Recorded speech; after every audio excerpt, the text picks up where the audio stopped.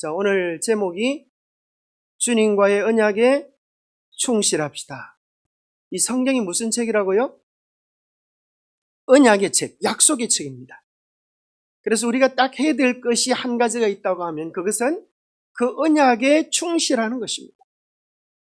그럴 때 하나님은 그들을 향하여 내 백성이다, 나의 자녀다 하십니다. 마지막 환난과 시련과 어려움들이 더 몰아칠 때에 우리가 견고히 붙잡아야 될 것은 뭐밖에 없어요? 주님과의 신실한 관계. 그럴 때 주님께서 우리의 삶을 책임져 주실 것입니다.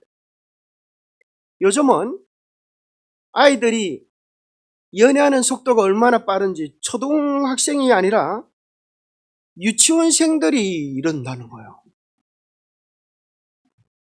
철이가요, 순이 보고 우리 결혼하자 그러는 거예요. 그래서 순이가 깜짝 놀라가지고 안 돼! 그러니까 또 철이가 하는 말이 또 걸작이에요. 왜 안 돼? 나는 너를 사랑하고 너는 나를 사랑하는데 뭐가 문제야?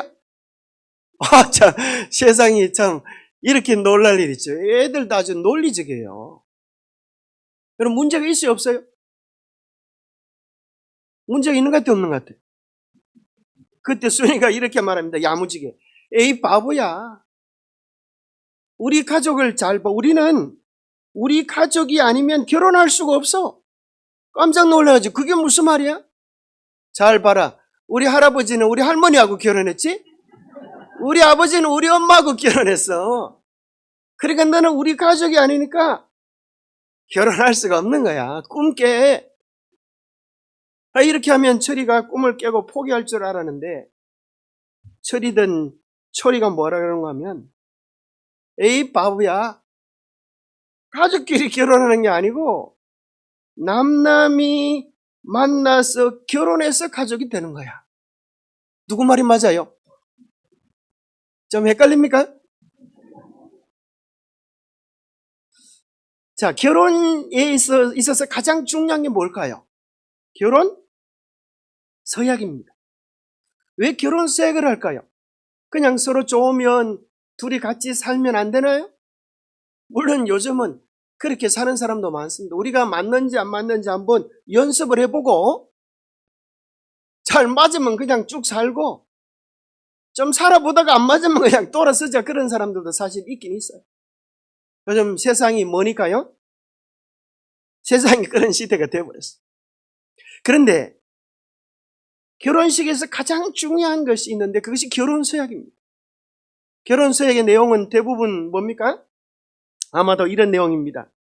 신랑 아무개는 신부 아무개를 아내로 만나 건강할 때나 아플 때나 부할 때나 가난할 때나 어느 경우를 막론하고 그를 사랑하고 존중하며 금은머리가 허연 파뿌리가 되도록 오직 신부 아무개 양을 위하여 온몸과 마음을 구별하겠느냐? 이렇게 묻습니다. 여러분 옛날 기억납니까? 그런데 어떤 신랑이 오직 신부만을 위하여 이거 조금 좀 문제가 있다고 생각합니다. 제가 옛날에 여자친구가 한 100명 있었는데 이번 결혼을 계기로 99명은 처리하고 한 명은 좀 두고 사귀려고 합니다. 여러분 그러면 신부가 99점 오케이 그럴까요? 99점 오케이 하시면 손 한번 들어보세요. 정신이 안 나간 이상 결코 오케이가 아닙니다. 도대체 그 한 놈이 누구야? 끝까지 주소를 찾아서 문제를 해결해야만 결혼이 성립될 수 있습니다. 왜냐하면 사랑이란 본디 100%를 드리고 100%를 받는 것입니다. 조금 그 사람이 부족할 수는 있어요. 조금 모자랄 수는 있어요. 그런데 사랑한다고 하는 말 자체가 뭐 한다는 거예요? 내 전부를 드리고 당신의 전부를 사랑합니다. 여러분 그런 마음으로 여러분 가정생활이 이루어지게 되기를 바랍니다. 천생연분이 딴 게 없어요. 어리석게도 결혼한 지 50년이 됐는데도 아직 내가 결혼을 했나 안 했나 헷갈리는 사람이 있어요. 저 사람이 내 부인인가 안 부인인가 헷갈리는 사람이 있어요. 어떤 남자는 또 예쁜 여자 보면 건망증이 생겨가지고 자기가 결혼한 걸 잊어버린대요. 문제가 심각한 거지. 천생연분이란 딴 게 아니고, 아마 여러분 중에 그런 사람이 있을지 모르겠어요. 결혼해서 평생을 살고도 어째 그리 이 사람은 나하고 안 맞나? 그런 사람이 있을까요? 있을 수 있어요. 천생연분이란 뭔가? 하늘이 정해 주셔서 우리의 연분이 되었다고 믿을 때 천생연분이 시작되는 겁니다. 내가 믿기 싫어하면 그때부터 계속 문제가 생기는 거예요. 아니, 왜 문제가 생겨요? 사실은 내 마음이 흔들리고 있기 때문에 좋아 보이지 않는 거예요. 무서운 것입니다. 왜 결혼 서약이 중요한가? 이것이 가정을 세우는 기초가 되기 때문입니다.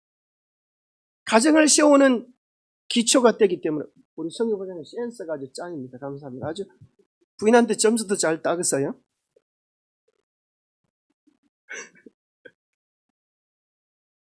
좀 뭔 얘기하다 말았죠. 자, 왜 이 결혼서약을 할까? 결혼서약이 가정을 세우는 기초가 되기 때문입니다. 서약 위에, 언약 위에 이 세상에 존재하는 모든 가정이 서 있습니다. 또 뒤집어 생각해 보면 이 언약을 지키는 게 꼭 쉬운 일은 아니기 때문에 수많은 정인들 앞에서 그 언약을 새롭게 하는 것입니다. 수많은 정인들이 두 눈으로 똑똑히 보고 있잖아요. 저 사람 약속 있구만. 혹시 바람 피우는 모습을 보면 쫓아가서 얘기합니다. 자네 그때 약속해놓고 이러면 되나? 그럼 그때 정신을 번쩍 차려야 되겠지. 생각해 보면 하나님과 우리와의 관계도 딱 한마디로 말하면 이 사랑의 언약을 신실히 지키는 것입니다. 구약과 신약은 배 아플 때 먹는 게 구약, 머리 아플 때 먹는 게 신약이 아니고 하나님과 우리와의 무슨 언약? 약속, 사랑의 언약이다. 이거예요. 우리 마음에 누구만 사랑하기로? 예수님만 사랑하기로, 하나님만 사랑하기로. 그렇게 작정한 사람이, 하나님만 사랑하기로 작정한 사람이 오늘은 이신 찾아가고 내일은 고무신 찾아가고 그 다음 날은 지신 찾아가고 이렇게 하면 되겠어요, 안 되겠어요?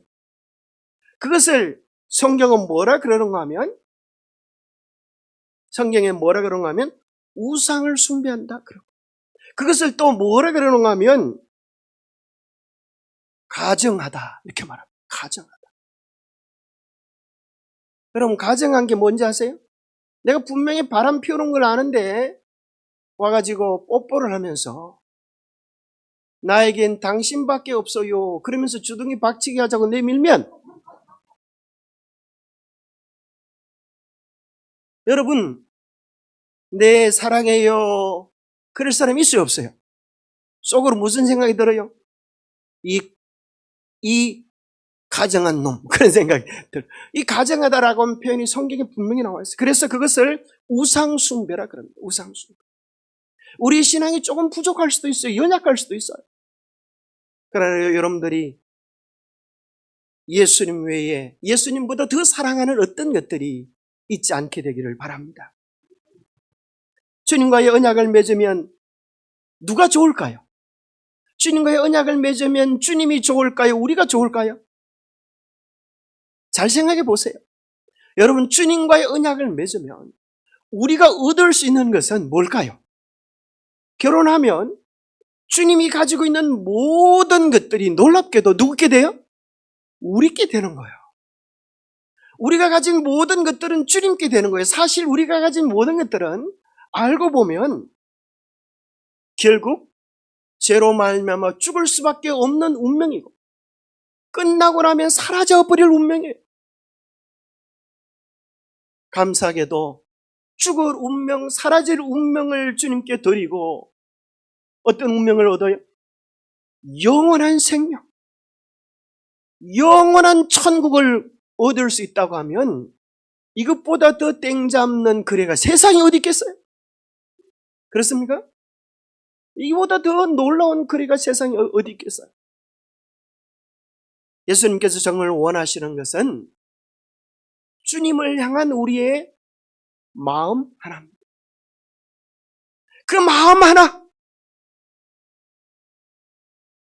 그것을 주님께 드리시겠습니까? 우리의 마음을 주님께 드릴 때, 주님과의 관계가 새롭게 될 때, 우리는 죽어도 사는 영생을 얻는 첫걸음을 하는 것입니다. 예수님은 우리와 틀려서 잘할 때는 좋고 조금 못할 때는 싫어버리는 그런 분이 아니심을 인하여 감사하시게 되기를 바랍니다. 히브리서 13장 5절에 보면 그가 친히 말씀하시기를 내가 결코 너를 버리지 아니하고 너를 떠나지 아니하리라. 그럼 얼마나 감사합니까? 내가 결코 너를 버리지 아니하고 너를 떠나지 아니하리라 하시는 이 놀라운 약속을 오늘 내게 주시는 주님의 약속으로 붙잡게 되기를 바랍니다. 내가 연약하고 부족하면 주님은 네가 연약해서 안 돼. 너는 연약해서 나를 믿을 가치가 없어. 그런 게 아니에요. 내가 연약하고 부족하면 주님은 우리의 연약함과 부족함을 보시면서 책임감을 느끼시는 거예요. 내가 너를 책임지고 천국까지 데려다 줄게. 내가 책임지고 너를 변화시켜 줄게. 그 성경 전체에 한없는 하나님의 약속이 성경 전체에 나오는 언약의 이야기입니다. 그것은 아담부터 시작해서 세상 마지막 때까지 쭉 이어지는 언약입니다. 이 언약의 내용은 형태는 다른 것처럼 보일지라도 본질은 한 가지예요. 하나님께서 아담과 언약을 맺으셨나요? 언약을 맺으셨어요. 내가 너를 위하여 하늘과 땅이 모든 것 너에게 주겠다. 네가 해야 될 일은 딱 한 가지밖에 없다. 그게 뭐예요? 선악을 알게 하는 나무의 열매를 따먹지 마라. 얼마나 좋습니까? 한 가지만 안 하면 되는데 사탄 마귀는 한 가지를 하게 만들어. 그래서 하나님과 우리와의 모든 관계가 끊어지도록 만드는 것입니다. 하나님은 그 언약의 정글을 선악과를 땅에다 두시고 노아 시대 때는 무지개를 통하여 하늘에 두시고 그래도 잊어버리니까 아브라함 언약 때는 그 언약의 정글을 우리 몸에다 아예 새겨버렸어요. 할례를 통하여 새겨버렸어요. 그 다음에 모세의 언약을 통하여 하나님은 돌판에 새겨주시고 다윗 언약을 통하여 보좌에다 새겨주시고 새 언약을 통하여 우리의 마음속에 하나님의 성품, 하나님의 계명을 새겨주시겠다고 약속하셨어요. 그러니까 우리가 하나님을 사랑하면 누구를 닮게 돼요? 하나님을 닮게 돼요. 여러분 서로 사랑하면 닮게 돼 있어요. 여러분 그렇습니까? 부부는 서로 닮게 돼 있어요. 희한하죠? 서로 닮게 돼 있어요. 어떻게 이 여자는 나하고 안 맞아가지고 이렇게 우리는 말할 때마다 다투나 싶은데 남이 보면 그놈이야. 그죠? 둘이 닮았어. 우리는 모르게 마치 봉숭아에 손가락이 물들듯이 우리가 만나는 주님, 사랑하는 주님을 향하여 닮아가게 되어집니다. 그래서 출애굽기 19장 5절 6절에 보면 하나님께서 언약을 체결하자고 하십니다. 네가 나와 언약을 체결하면 너는 모든 민족 중에서 내 소유가 되겠고 다른 말로 하면 너는 내 거가 되는 거야. 그렇습니다. 너는 내 거가 되는 거야. 너는 나의 영원한 사랑이 되는 거야. 그러면 내가 너를 복주어서 예수님의 사랑을 받는 하나님의 사랑을 받는 백성이 얼마나 잘 되는지를 세상에 보여주는 축복의 소개장이 되는 거야. 그게 제사장 나라야. 너희들이 하나님 믿고 복받는 것을 세상에 너희들의 삶으로 보여주어라. 그것이 제사장 나라가 되는 거야. 그래서 하나님께서 출애굽기 19장에서 언약을 체결하시고 언약을 체결하고 나면 반드시 뭐가 있어야 됩니까? 언약에 증거, 문서가 있어야 됩니다. 그 언약의 증거, 문서가 뭐예요? 그게 뭐예요? 십계명. 출애굽기 20장에 바로 나오는 십계명. 바로 그래서 20장에 십계명이 나오는 겁니다. 여기 보면 예수님께서 이 계명을 이렇게 요약해 주셨어요. 너는 마음을 다하고 목숨을 다하고 뜻을 다하여 주 너희 하나님을 사랑하라. 내 이웃을 내 몸과 같이 사랑하라. 이 두 계명이 뭐라고요? 온 율법과 선지자의 강령입니다. 다른 말로 하면 모든 성경의 요약이다. 이것을 우리 옛날 어른들은 한문으로 사자성구로 뭐라 그러면 될까요? 사자성어로 경천애인이다. 딱 맞는 말 같아요. 경천대 들어보셨죠? 상주에 가면 경천대가 있어요. 경천애인이다. 하늘을 공경하고 사람을 사랑하는 것, 이것이 십계명의 요약입니다. 하나님과의 언약 안에 머물면 하나님께서 우리에게 어떤 복을 주실까요? 여러분들이 사랑하는 사람이 생기면 그를 위하여 할 수 있는 모든 것들을 해주게 되어 있습니다. 근데 그 사랑이 식어지면 하고 싶은 일도, 해줄 수 있는 일도 안 해주려고 그래요. 그렇죠? 꼴보기 싫어지면 그래요. 자기가 좋아하는 사람에게서 전화가 오면 아무리 바빠도 뭐라 그래요? 나 오늘 한가한데요. 이렇게. 미워하는 사람에게 전화가 오면 아무리 한가해도 바빠 죽겠어요. 끊어요. 이렇게 하잖아요. 문제는 우리의 마음입니다. 우리가 정말 주님을 사랑하고 주님의 언약만 체결하면 주님께서 우리를 위하여 아까워하실 것이 있다 없다? 없어요. 아까워하실 게 없어요. 아까워하실 게 없어요. 그래서 마태복음 28장에 보면 그 언약을 잘 지키는 자에게 주실 복이나 여러 가지 복들이 다 읽어드릴 수도 없지만 한마디로 말하면 들어가도 복을 받고 나와도 복을 받는 복이에요. 그러면 여러분 이 복을 안 받을 수 있는 재간이 있어요 없어요? 들어가거나 나오거나 그 둘 중에 한 가지밖에 없잖아요. 들어가도 복을 받고 나와도 복을 받고 앉아도 복을 받고 서도 복을 받고 누워도 복을 받고 하나님께서 우리를 복 주시겠다고 약속해 주시는 겁니다. 그런데 우리는 때로 하나님의 약속을 지키기가 너무 힘이 들어가지고 하나님 그게 안 되겠어요. 먹고 사는 게 힘들어가지고 하나님께 나갈 시간이 없어요. 그럴 때가 있어요. 그래서 예수님께서 마태복음 4장에 보면 사람이 뭘로 사는 게 아니고 떡으로만 사는 게 아니고 그건 참 성경절이 재밌죠. 떡으로만 사는 게 아니고 예수님은 떡 먹지 말라 이렇게 말씀하신 게 아니고 떡으로만 사는 게 아니고 떡도 먹고 뭐도 먹어야 된다. 반찬도 먹어야 된다. 저희 보면 저 떡만 먹어야 되는 게 아니고 하나님의 말씀으로 살아. 너희들이 내 언약에 충실할 때, 내 말씀에 충실할 때 너희들 먹고 사는 건 내가 책임져 주겠다 약속하셨어요. 그것이 광야 40년의 역사입니다. 여러분 한번 생각해 보세요. 여러분이 혹시 기회가 닿으면 이스라엘에 한번 가보세요. 이스라엘의 광야에 가면 이렇게 생겼어요. 정말 풀 한 폭이 볼 수 없는 그런 허벌판에 거기 몇 명이 살아요? 200만 명이 살아요. 하루라도 물을 마시지 않고는 살 수가 없어요. 하루라도 밥을 먹지 않고는 살 수가 없어요. 그 많은 사람들을 위하여 도시락을 싸면 도대체 몇 개나 싸고 물을 갖다 주려면 얼마나 많은 물통이 필요할까요? 그런데 놀랍게도 하나님께서 40년 동안 광야 길을 걷게 하셔가지고 궁극적으로 뭐하게 하시는가? 이는 너를 낮추시며 너를 시험하사 내 마음이 어떠한지 그 명령을 지키는지 지키지 않는지를 알려 함이라. 딱 하나님께서 물으시는 것은 한 가지예요. 언약에 너희들이 충실한가 충실하지 않은가. 그 언약에만 충실하면 너희들 합격!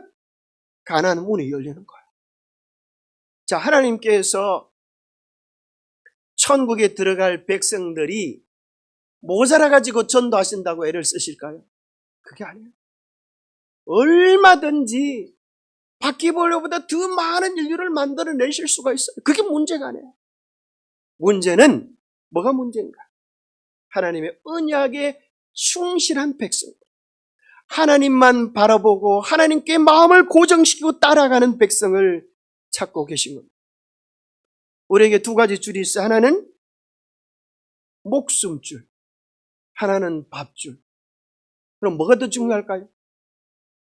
우리는 밥줄을 놓치면 죽을 줄 알아요. 그런데 목숨줄을 놓치면 그게 더 위험한 거예요. 우리가 생명줄을 붙잡으면 주님께서 결국은 우리를 살려주시고 인도해 주시고, 그래서 광야에서 하나님의 약속대로 그들을 보여주셔서 오늘날 이스라엘이 존재하는 거예요. 이스라엘은 기적 속에서 존재하는 나라예요. 여러분, 구약 역사를 보면 희한하게도 북방 이스라엘이 망했어요, 안 망했어요? 망했어요. 남방 유다가 망했어요, 안 망했어요? 망했어요. 왜요? 왜 망했죠? 딱 한 가지. 뭐 해서요? 뭐 해서요? 언약을 깨뜨려. 자, 제가 이제 답을 알려주고, 자, 다시 한번 물어보겠어요. 제가 뭐 해서요? 그러면 여러분들이 언약을 깨뜨려서 이렇게 하면 됩니다. 알겠습니까? 자, 북방 이스라엘과 남방 유다가 왜 망했어요? 어떻게 그렇게 잘하셔요? 이게 너무너무 중요한 건데 많은 사람들이 몰라요. 언약을 지키고 깨뜨리고 하는 것이 너무너무 중요해요. 북방 이스라엘이 보니까 어떻게 언약을 깨뜨리는가? 아세라 목상을 섬기고 바알을 섬겼다. 여러분이 구약 성경을 보면 우상의 두목이 있는데 우상의 두목이 뭐다? 바알과 아세라다. 바알은 무슨 신이고요? 남자 신이고 아세라는 여자 신. 이 남신 여신 숭배로 인하여서 북방 이스라엘이 아수르로 포로 사로잡혀가서 고생합니다. 남방 유다는 어떨까요? 남방 유다도 보니까 다른 신을 따라서 언약을 깨뜨렸어요. 남방 유다의 멸망 원인에도 똑같이 뭐라고 이야기하는가 하면 바알에게 분향함으로. 아달랴라고 하는 이 여자가 북방 이스라엘 사람인데 남방 유다로 씹어가지고 유다 왕족의 씨를 말리는 그런 역할을 하는데, 이 아달랴도 믿는 신은 뭐예요? 바알과 아세라. 그럼 아마 여러분 중에 그럴지 모르겠어요. 그건 구약시대 이야기지 그것이 오늘 신약시대 우리와 무슨 상관이 있습니까? 신약시대는 새 언약만 지키면 되지 않습니까? 새 언약이 뭡니까? 라고 물어보면 예수님만 사랑하면 되지 않습니까? 그렇게 말합니다. 자, 새 언약이라고 하는 표현이 성경 어디에 나올까요? 신약 성경 어디에 나올까요? 여러분 한번 찾아보세요. 베들레헴 성경에 검색해 보면 새 언약에 대한 구절이 나옵니다. 히브리서 8장 8절부터 10절에 보면 이스라엘 집과 유다 집의 집과 더불어 새 언약을 맺으리라. 주께서 이르시되 그날 후에 내가 이스라엘 집과 맺을 언약은 이것이니 내 법을 그들의 생각에 두고 그들의 마음에 이것을 기록하리라. 나는 그들에게 하나님이 되고 그들은 내게 백성이 되리라. 새 언약이 뭔가? 새 언약은 하나님의 계명도 필요 없고 그저 사랑만 하면 되는 게 아니라 하나님을 정말 사랑하면 하나님의 말씀을 존중하여서 하나님과의 언약을 충실히 하는 그 일인데, 언약을 충실히 하는 것을 뭐라고 이야기하는가 하면 하나님의 법을 그들의 마음속에 새기겠다는 거예요. 하나님의 법을 새긴다고 하는 것은 문자적으로 십계명을 지키는 것과 더불어서 하나님의 거룩한 성품을 닮아가는 겁니다. 이것이 새 언약의 본질이에요. 그래서 예수님께서 성만찬 예식을 할 때에 포도즙을 따르시면서 이 잔은 내 피로 세우는 새 언약이니 그렇게 하셨어요. 너희들의 모든 죄는 나의 보혈로 씻어준다. 이제 성령의 은혜가 너희 안에 있으면 너희들이 육신이 연약하여 할 수 없는 그 일을 성령의 은혜를 통하여 이루어 주시는 것, 그것이 새 언약의 내용입니다. 놀랍게도 새 언약은 신약 성경에만 나오는 게 아니고요. 어디에도 나올까요? 구약 성경에도 나옵니다. 구약 성경 어디에 나올까요? 놀랍게도 성경, 신약 성경의 대부분의 가르침의 기초가 어디일까요?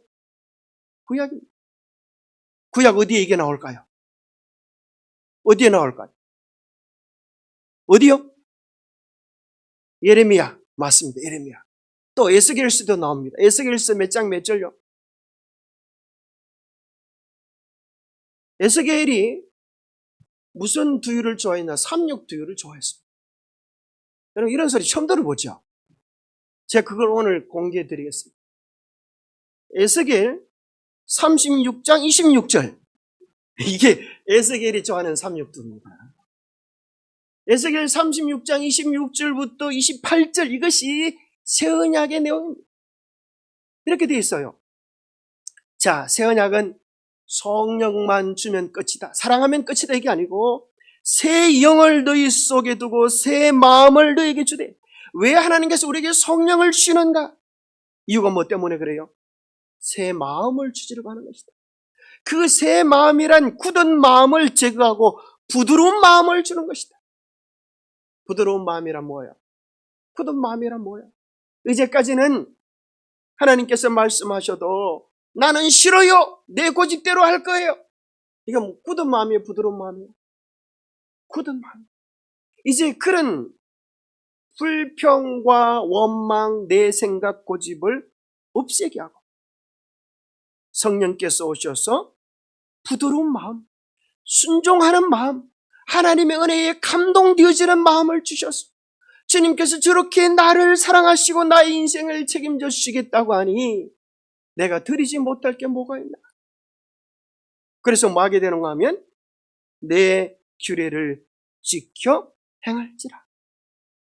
그렇게 되어지면 그 다음에 뭐라고 말하는가 하면 너는 내 백성이 되고 나는 너희 하나님이 되리라. 이것이 새 언약의 핵심이고 이것이 히브리서 8장에서 나왔던 것과 똑같은 내용입니다. 여러분들이 이 말씀을 정말 기억할 필요가 있어요. 에스겔서 몇 장 몇 절? 이걸 잊어버리면 사람도 아니죠. 어떻게 잊어버릴 수가 있겠어요? 삼육두유 만드는 공장에 다니시는 분들에게 삼육두유 얘기를 해주는데 어떻게 잊을 수가 있겠어요? 그런데 신기한 것은 오늘날 여러분들이 왜 이 교회에 오셔야 되는가? 어찌 보면 좀 별 볼 일 없어 보이는 이 영주 지림교회에 왜 오셔야 되는가? 영주에 크고 좋은 교회가 많아요. 여러분 가면 대접 잘해주는 교회도 많이 있을 수 있어요. 그런데 왜 이 교회에 오셔야 되는가 하면 모든 목사님이 설교할 때 다 뭐 가지고 설교해요? 성경 가지고 설교해요. 성경 외에 다른 것을 잘하는 사람은 없어요. 그럼 목사 자격이 없는 거예요.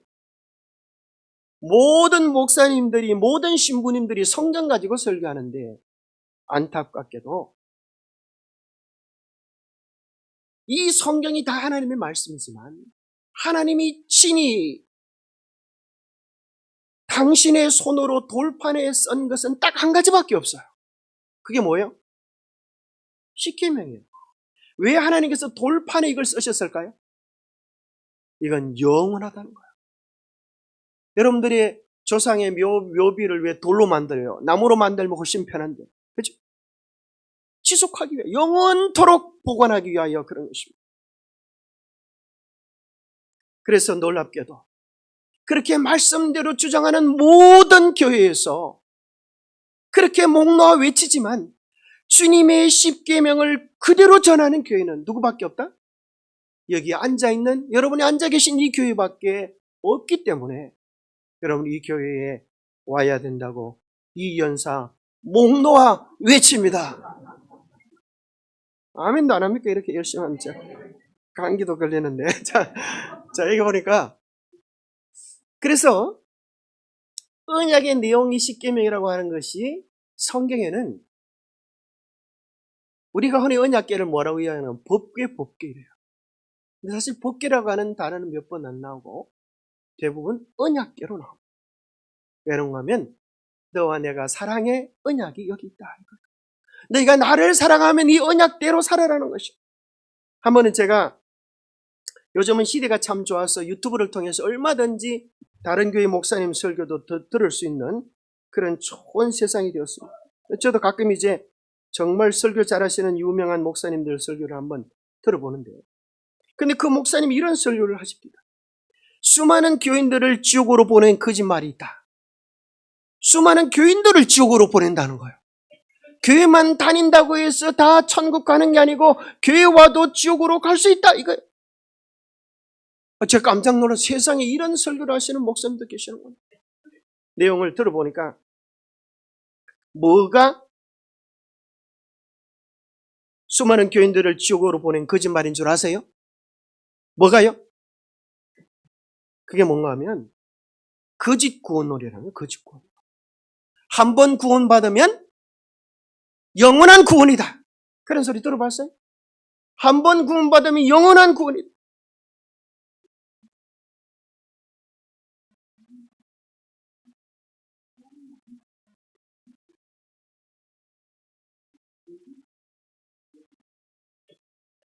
자, 그뿐 아니라 이분은 숭실대 기독교학과 교수입니다.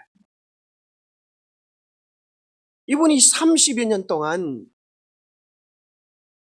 성경을 가르치는 교수였는데 놀라운 얘기를 합니다. 여러분 구원열차 탔다고 해서 좋아하지 마세요. 구원열차 타고도 내릴 수가 있겠습니까? 질문하는 거예요. 그러면서 이런 이야기를 하는데요. 한번 들어보시겠습니까?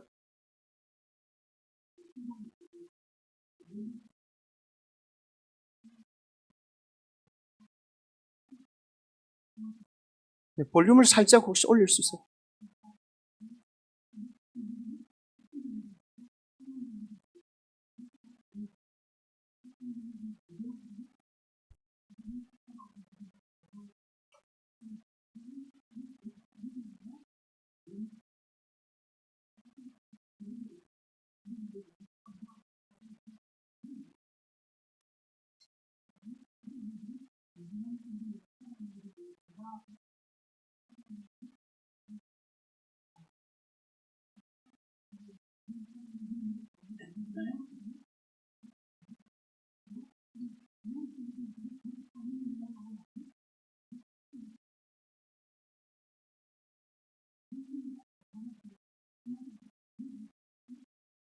자, 이 교수님이 여러분 그 엄청 빨리 지나가니까 무슨 소리 하는지 하나도 모르겠죠?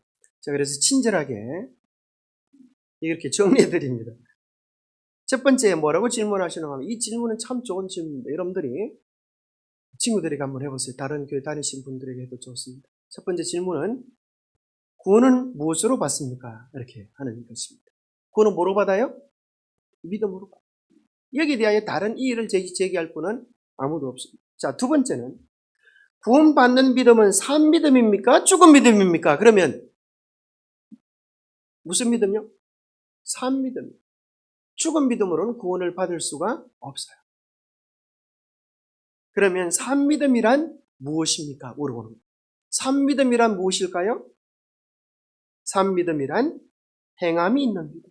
살아있으면 싹이 돋고 열매를 맺게 되어지는 것은 당연합니다. 살아있으니까 여러분 얘기도 하고 밥도 먹고 교회도 오시는 거예요. 죽은 믿음은 변화가 없는 거죠. 그래서 이분이 마지막 결론으로 네 번째 질문을 하는데 그렇다면 믿음의 행함이 없으면 구원을 받지 못한다는 말인가요? 야고보서 2장 20절에 보면 헛하는 사람아 행함이 없는 믿음이 헛것인 줄을 알고자 하는. 여기서 말하는 행함이란 자기가 노력하는 행함이 아니라 주님의 은혜로 인하여 일어나는 내적 변화로 인한 행함을 이야기합니다.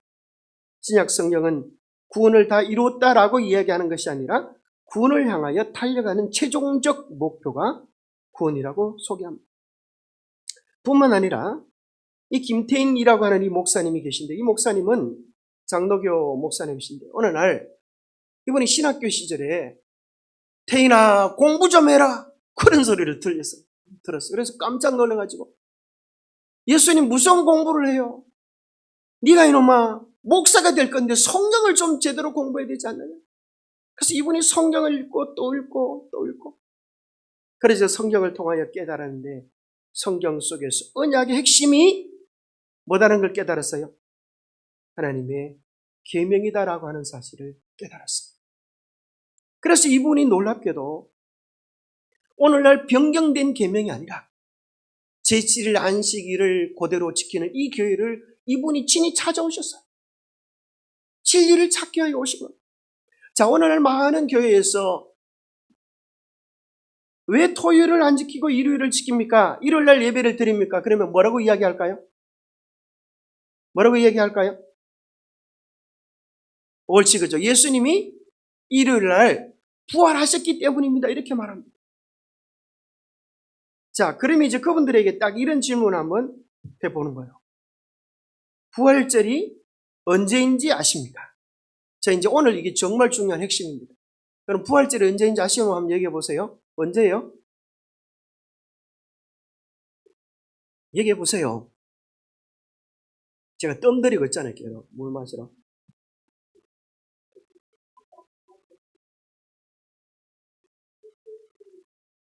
예.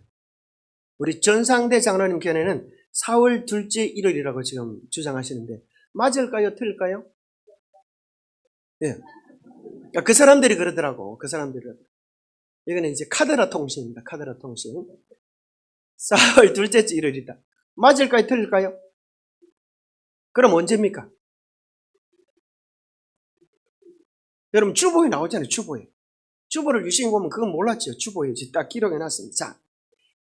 자, 이것을 여러분 주보에 보면 나오는데요. 이것을 여러분들이 요거만 똑바로 알아도 우리 진리를 바르게 전가하는데 하자가 없습니다. 부활절이 언제입니까? 물어보면 매번 부활절이 바뀌어요. 어떻게 바뀌는가? 기준이 뭔가? 자, 한번 같이 읽어보겠습니다. 여기 화면 보세요. 화면 시작. 325년 니케아 공회는 부활절 날짜를 충분히 지나고 첫 보름달이 뜬 다음에 오는 일요일로 결정하였다. 자, 이게 참 웃기는 얘기예요. 자, 여기까지는 다 알고 있어요. 뭐가 먼저 와야 돼요? 충분히 와야 되고, 두 번째 뭐가 와야 돼요? 보름이 와야 돼. 보름달이 떠야 돼. 이게 뭐 무슨 또 저주를 거나 보름달이 떠야 돼. 그 다음에 다가오는 일요일이다. 올해는 언제가 부활절일까요? 올해 춘분은 언제일까요? 3월 20일 다가오죠. 그럼 보름은 언제일까요? 양력? 보름은 양력일까요? 음력일까요? 음력이에요. 4월 2일이 보름이에요. 그러면 다가오는 부활절은 4월 5일이 됩니다. 매년 바뀌어요. 이거 여러분 알았어요? 몰랐어요? 교회 다니는데 이걸 몰랐지? 이것도 모르고 교회를 다녔을까? 자, 보세요. 이제 중요한 건 그게 아니라 이제부터요. 더 중요한 건 왜 충분히 와야 되는가? 충분히 뭐예요? 봄이 오는 소리하고 있네. 자, 봄이 오는 소리하고. 춘분은 봄이 오기도 되지만 밤과 낮의 길이가 똑같은 날이 1년에 두 날인데 하나는 춘분이고 하나는 추분이에요. 춘분이 지나고 나서부터 낮이 길어지기 때문에 태양신을 믿는 사람들이 뭐라고 생각하는가 하면 태양신이 부활한 날이다. 언제를요? 춘분을 그렇게 믿었어요. 그래서 여러분 구글에다가 태양신과 춘분 딱 치면 이게 나옵니다. 제가 찾아보니 그렇게 나와요. 그러면 춘분 어쨌거나 태양신을 믿는 것과 연관이 되었다고 하면 그 다음 일요일을 해도 되는데 왜 또 뭐가 나와야 돼? 만월이 나와야 돼. 만월은 왜 나와야 될까요? 네? 왜 보름이 나와야 될까요? 여기도 약을 좀 올려야 되겠죠. 그냥 가르쳐주기 아깝잖아. 그죠? 왜 보름이 와야 될까요? 우리나라에도 마찬가지고 여기도 마찬가지인데 음양오해라고 들어보셨어요? 남자는 양의 음이에요. 양이에요. 여자는 음이에요. 그래서 남자는 태양이고 여자는 달이다. 그래서 여러분 몸에 여자들은 월경이 새겨져 있잖아요. 그죠? 달의 주기와 더불어서 그렇게 만들어 놓으신 겁니다. 그런데 이 바로 보름이 와야 되는 것은 이것이 여신 축제에서 시작이 된 거예요.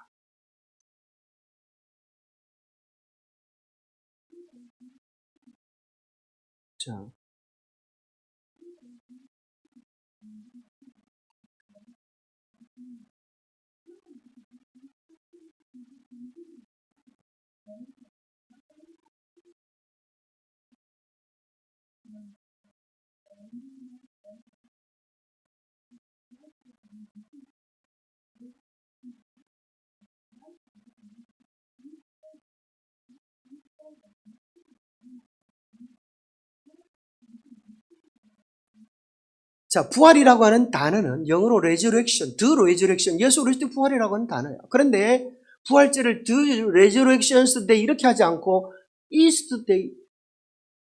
이스터는 빵굽을 뜯어 들어가지만 이게 미쓰리예요. 미쓰리.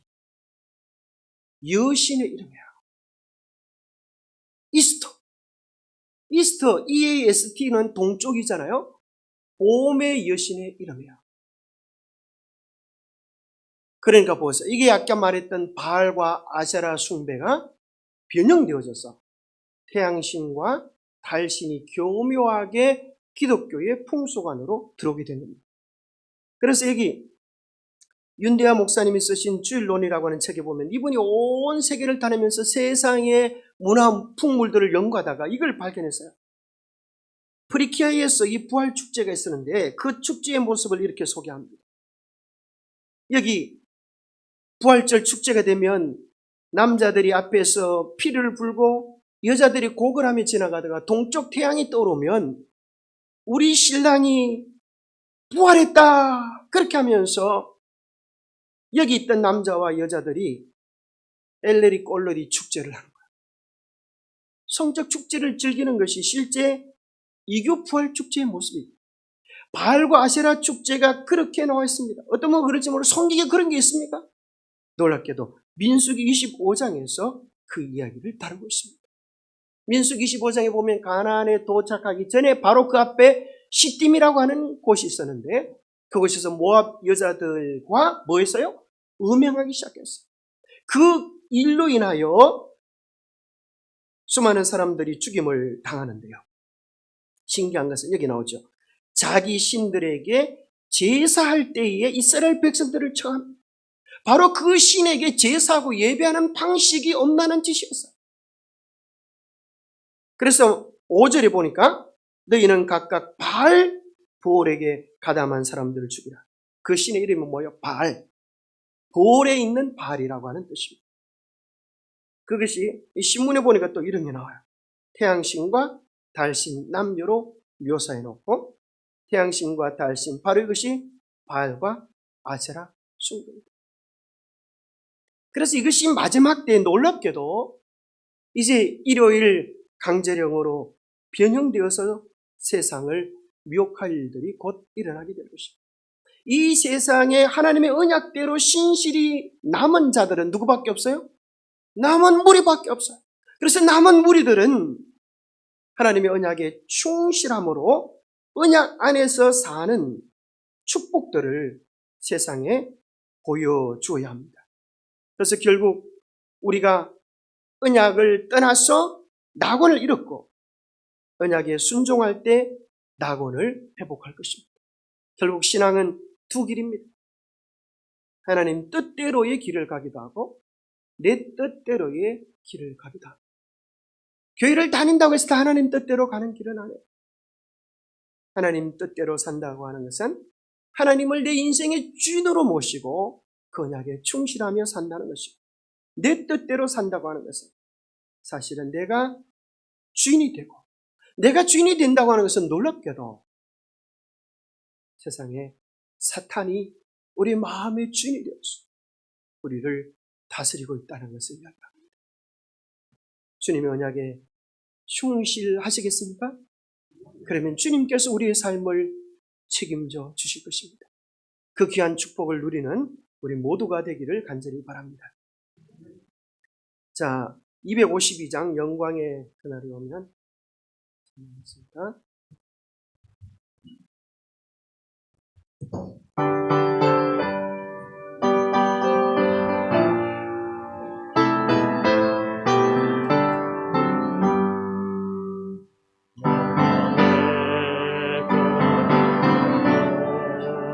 저 하늘 더욱 밝으리 새 천사 공중에 힘차게 날아가 그날부터 주의 중보 마치고 만왕의 왕 오실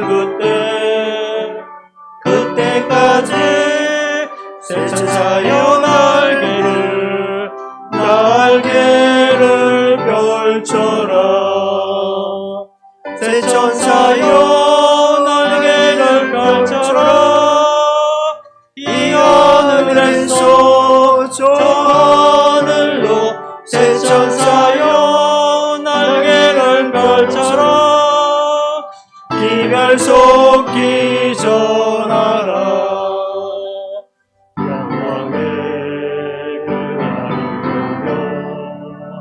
온 세상 더욱 밝으리 영원한 복음이 담대히 외쳐지는 그날부터 주의 심판 끝나고 만주의 주 오실 그때까지 성도들아 복음을 전하라. 성도들아 복음을 전하라. 이 말을 했어 저 말로 성도들아 복음을 전하라. 복음 속이 전하라.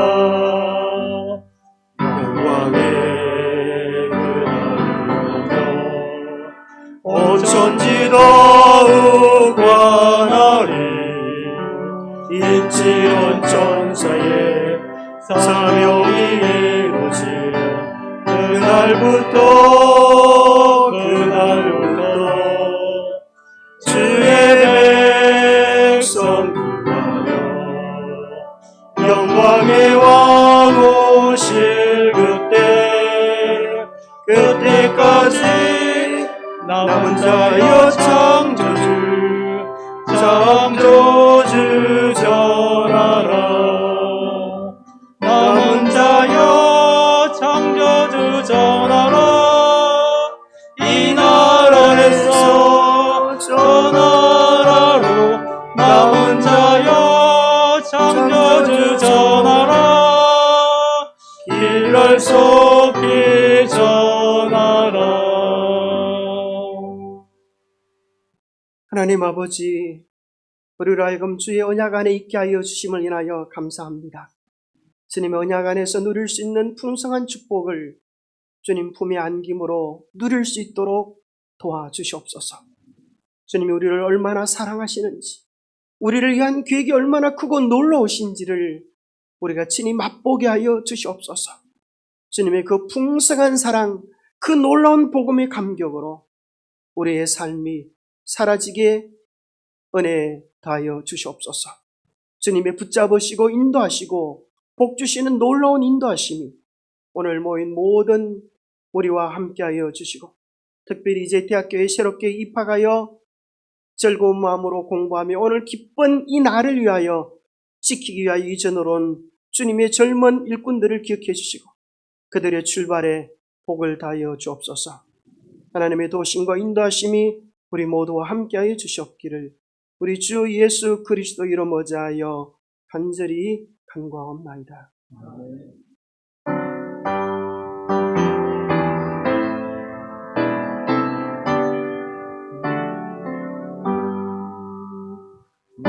주님 오시리 확실히 오시리 내가 공중에서 주를 만나겠네 내 구주 예수 확실히 오시네. 예, 우리 대학생들은 예배 마치면 요 앞으로 다 모이시면 좋겠습니다. 식단은 내려가면 다 흩어져 버리기 때문에 우리 대학생들 앞으로 서로 인사하고 우리 담당자 되시는 분이 좀 도와주시면 좋겠습니다. 광고를 좀 드리도록 하겠습니다. 오후 4시에 영주교회에서 영주 지구 기도회가 열리게 됩니다. 자, 우리 본 교회에서 하기 때문에 우리 성도님께 많이 참석해 주시기를 다시 한번 부탁드리겠습니다. 그리고 오늘 저녁 7시에 70주년 준비위원들이 있습니다. 그죠? 7시에 꼭 모여 주시기 바랍니다. 그리고 1월 운동 사역팀이 내일 9시에 서천폭포에서 모이게 됩니다. 그리고 춘계 신방기가위원이 여러분께서 잘 이렇게 방문할 때 어디 가지 마시고 집에 있으셔서 목사님께서 방문할 때 또 여러분께서 환영 많이 해주시기를 부탁드리겠습니다. 점심 식사 맛있게 하시고 오후 사역에 우리 많은 성도님들이 모여주시기를 부탁드리겠습니다. 감사합니다.